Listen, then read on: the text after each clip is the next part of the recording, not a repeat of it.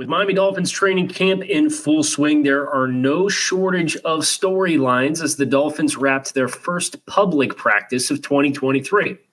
Talk about everything you need to know here today on Locked On Dolphins. You are Locked On Dolphins, your daily Miami Dolphins podcast, part of the Locked On Podcast Network, your team every day. All right, Miami, welcome to another episode of Locked On Dolphins. It's your team every day here on the Locked On Network. Today is Sunday, July 30th, 2023. I'm your host, Kyle Krabs, a lifelong Miami Dolphins fan, host of Locked On Dolphins, co-host of Locked On NFL Scouting with Joe Marino. You can find our shows on YouTube or wherever you listen to your favorite podcasts. And I want to give a special shout out to our everydayers who do keep it locked in with us on a daily basis here today on the show. It's training camp. Not only is it training camp, I was at training camp. Not only was I at training camp, we heard from a Pro Football Hall of Famer today ahead of practice. We had thousands of Dolphins fans in attendance. The Dolphins opened up the downfield passing and got a couple of shots downfield today. There's a lot of storylines. Of course, there's also some player transactions in the news as well for the Miami Dolphins. So let's get as much ground as we possibly can covered here today on this episode of Locked On Dolphins, starting with Zach Thomas.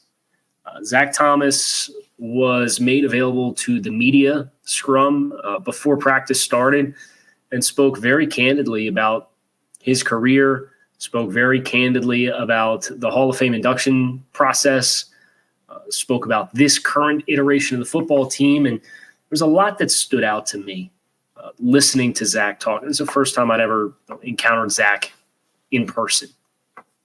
And listening to him talk in a media room filled with a bunch of guys on the beat that have known Zach since he was a player and this journey for him. And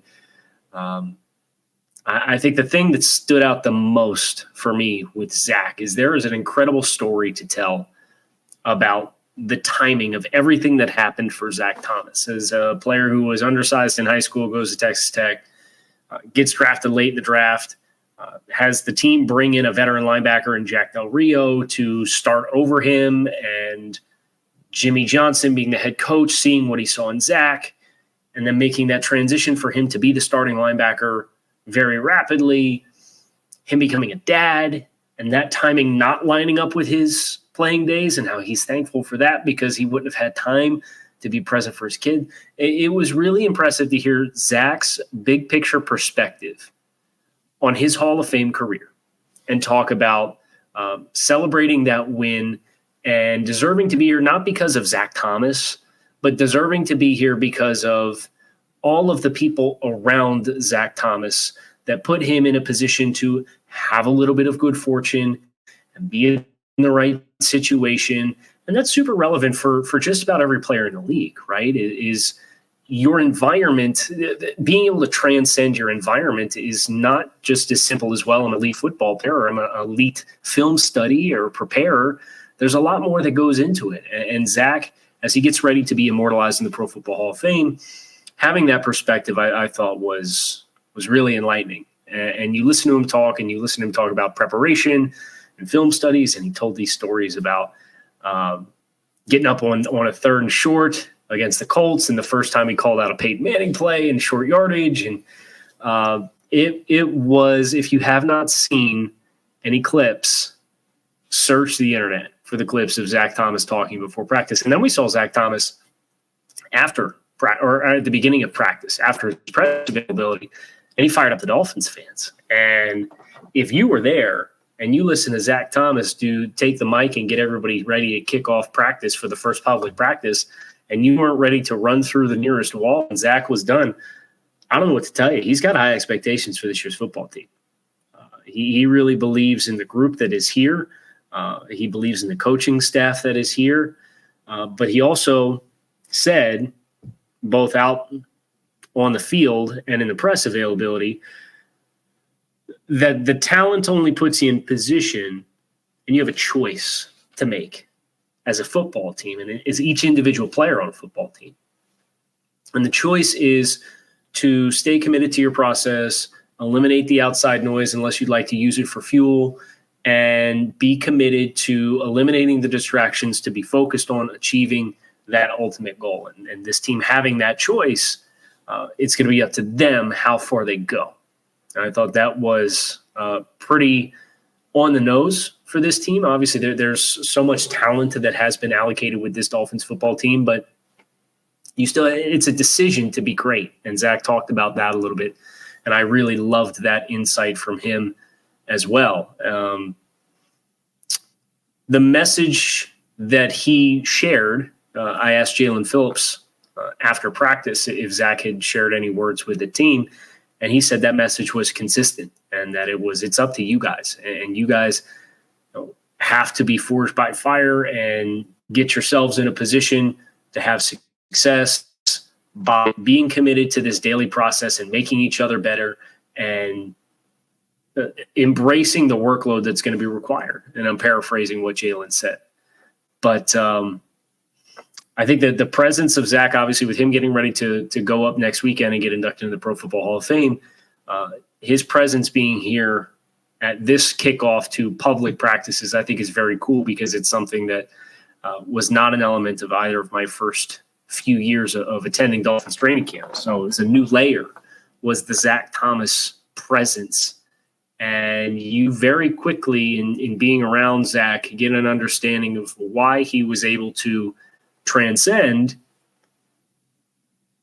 kind of not being an ideal body type, right? Not being an ideal athlete to play linebacker, not being the ideal stature. You very quickly, being around Zach, get the picture painted for you of this is how this player went on to have this career, because this is how he attacks the game of football. And if any of that can rub off onto this year's team in its totality for all of the players on the team, the Dolphins are going to have a chance to do something very, very unique, which we can only hope. We're going to continue talking about standout performers here next on this episode of Locked on Dolphins. Want you to take your first swing over at FanDuel betting Major League Baseball, and you can get up to 10 times back on your first bet amount in bonus bets, up to $200 with our friends over at FanDuel. That's right. Just bet $20 and you'll land $200 in bonus bets, win or lose after your first bet. It's $200 that you can spend on betting everything from the money line to the over-under to who you think is going to hit the first home run, all on an app that is safe, secure, super easy to use. Plus, when you win at FanDuel, you get paid instantly. There's no better place to bet on Major League Baseball than FanDuel, America's #1 sportsbook. So sign up today. Visit FanDuel.com/lockedon and get up to $200 in bonus bets. That's FanDuel.com/lockedon. FanDuel, official partner of Major League Baseball. So a lot of good performances today. First of all, we need to acknowledge Kader Kohou as the orange jersey, if we're doing orange jersey watch. I thought it would have been Christian Wilkins, but immediately after practice, I say Christian Wilkins had the best football practice I've ever seen from anybody ever. But the immediate follow-up thought was Kader Kohou is an unbelievable talent for being a UDFA. And what he looks like right now as a year 2 player is a stunning development for this football team. And he was at it again today. The feet, the stickiness, the physicality and press. This is a really, really massive win for the Dolphins that he's a player that looks primed to not just tread water or not be kind of the same player he was last year, but to build on what he was last year and be an even better version of it this year. I think that's a reasonable expectation for Kader Kohou based off of what he looks like in camp covering Tyreek Hill and Jalen Waddle. It is a sight to behold. So the orange jersey there was very well deserved. I thought he had another strong practice. The Dolphins kind of came out firing. They had Mike White take a deep shot on a corner to Jalen Waddle in an 11-on-11 period. Tua Tagovailoa hit a deep shot on a deep post to Tyreek Hill in the same period. They took some shots down the field, kind of blocked stuff up, were able to push the ball vertically down the field, and I think they did a really nice job hitting on those throws. I know that was kind of one of the talking points of the early portions of training camp as well. There really haven't been a lot of big plays. There not a lot of touchdowns. Neither one of those two chunk plays would have been touchdowns. I think Tyreek probably would have got pushed out of bounds in a live setting situation, and then Jalen Waddle ended up going to the ground on his catch. But Mike White laid it out there beautifully, and we heard from Mike White after practice. I thought he was pretty insightful, and we'll talk about that in segment 3. But then obviously the Tyreek shot from Tua gets pushed out of bounds by Elijah Campbell. Speaking of Elijah Campbell, I think we have a really fascinating safety 4 competition that's taking place. Elijah Campbell has flashed in each of the first 2 practices that I have been down here, making plays on the football. And this is a player who has a really, really strong special teams resume. And if you're going to start stacking defensive upside onto that too, I think that really creates an intriguing player for the Dolphins in the absence of Jalen Ramsey until Jalen Ramsey is ready to come back and start playing football again. And he had a couple opportunities for interceptions the last 2 days. He didn't close those opportunities, but his hands have been on the football, and he's been in the right place. And that in the midst of what else you're seeing from True Williams, who's in a red jersey today, kind of just moving around. He looked like he's moving really well. What you have with, obviously, the safeties in front of those guys with Javon Holland and Brandon Jones and Sean Elliott, I think that there's a pleasant amount of depth. We didn't even mention Verone McKinley. Like, there's a pleasant amount of depth, not just at corner, but also at safety. Obviously, the Dolphins, it was announced yesterday, signed Bengals veteran cornerback Eli Apple onto the squad. And he was a popular guy in the post-practice scrum to have the media get a hold of him and get a chance to talk with him about his decision to come join the Dolphins and play for this football team. But Eli Apple got thrown out there today. And thought he looked to be in pretty good shape for a guy who was not a part of mini camp or OTAs and had signed after the start of training camp. There was one opportunity where he opened up his stride and he ran with Jaelan down the field. And that was really impressive.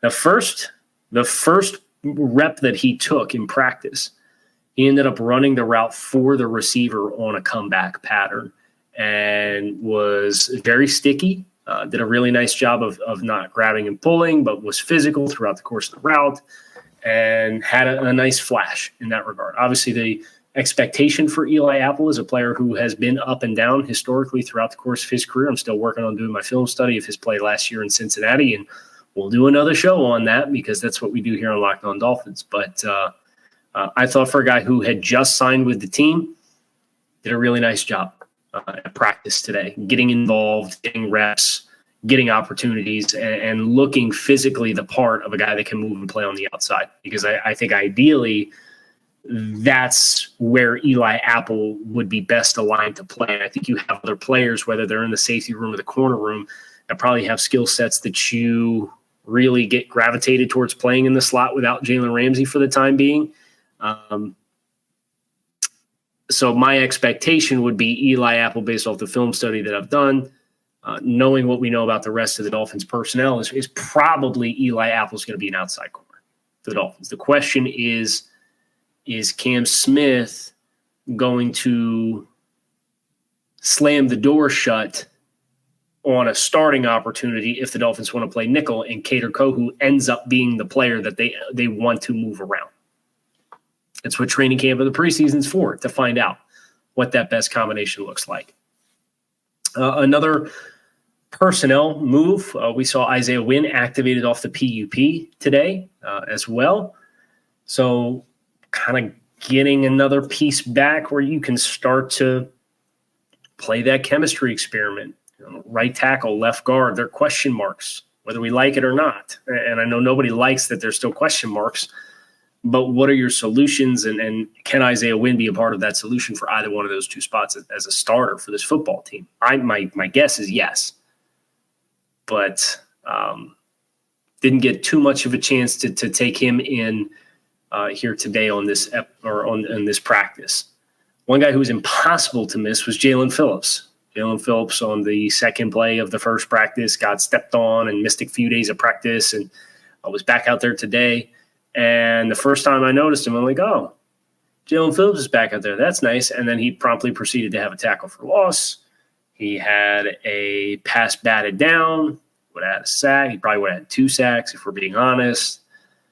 He was everywhere again, which is was not a part of the 12-sack performance from the defense in practice on Saturday, and yet he comes back out on the field and, again, arguably looked like the best football player on the field for a stretch for the Dolphins. So I think that's where you get really excited about this group and the potential that they have, is just the amount of players that if their play does take another step forward, what you're going to be able to do.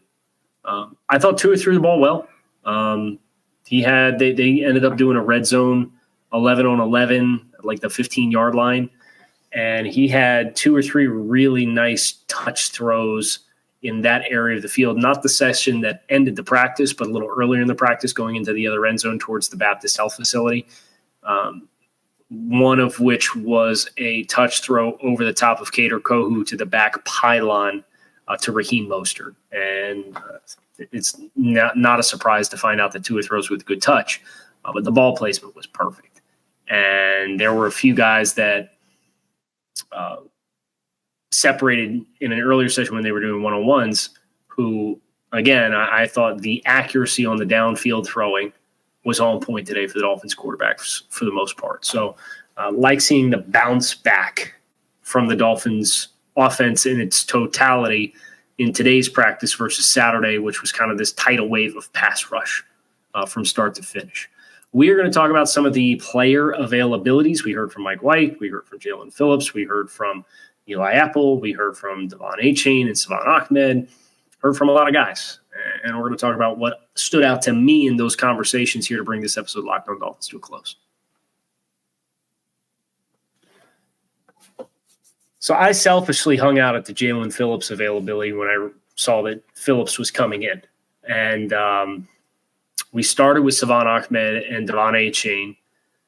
And then Cam Smith came over and Mike White came over. And then Jaelan Phillips came over. And I thought Mike had the most engaging press because he was asked about the big throw on the corner, and he talked about the concept that they ran, and based off of the coverage that they got reading the outside corner, letting that ball go. He talked about the conversation to get him to sign with the Dolphins being kind of the parallels and the bones of the playbook in New York being the same bones and family of an offensive system. He talked a lot about the speed, and it kind of got started when he was asked about the corner route that you just let rip out there and drop it in over the top. And there was a player in Waddle's hip pocket, and then the safety was also trying to come over the top of it, and he put it over the outside shoulder, and it was just a perfect spot. And he talked about the speed of Jaelan, and he said that's with Jaelan and Tyreek, really you just can't. It's impossible to overthrow those guys. So you just let it rip, and Jaelan showed what he's really elite at with his ability to track the football. But then he talked a little bit about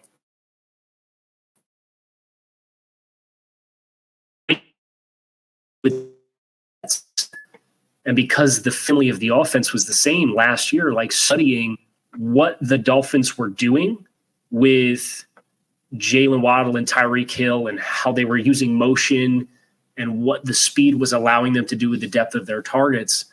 And he said, we tried to replicate some of that on the practice team to get ready to play the Dolphins. And you just can't replicate. It is unreplicatable what they are able to do with the identity of this football team and these 2 speedy receivers that they can do so much with. So I thought that was really interesting to hear him talk about being on the other side of the fence with it with New York, trying to pull things from that, and it just not working because there's an indefensible component here that you can't coach, and it's the speed of the receivers.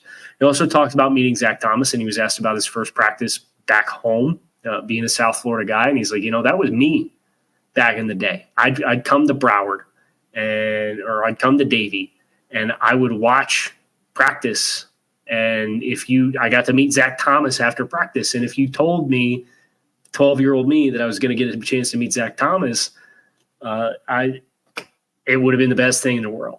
And so it was really cool to hear like his pathway to the NFL. He's entering into year 6 and where he's been and the opportunity to come play for this team and be the backup quarterback and compete for the backup quarterback job here. Obviously that he was pretty transparent about. One of the things that I've learned is you just got to attack your process. So I think the team seems to have a very good big picture perspective on everything that's going on.